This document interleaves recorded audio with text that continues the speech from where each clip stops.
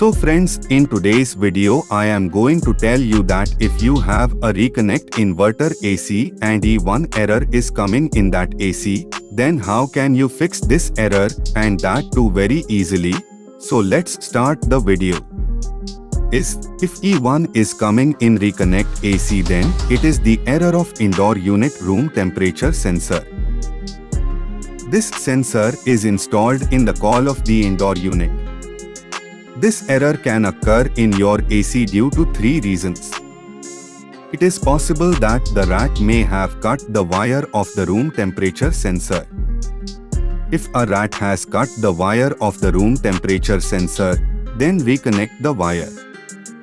Then this error will be completely fixed.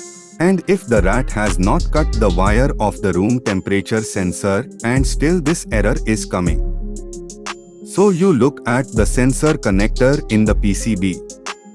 This error also occurs due to loose connection. Or even if you remove the connector and reinsert it, this error will be fixed. And even after that it doesn't get better, then you can change the room temperature sensor.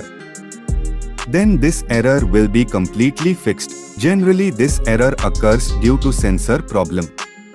Most of the time this problem gets completely cured by changing the sensor.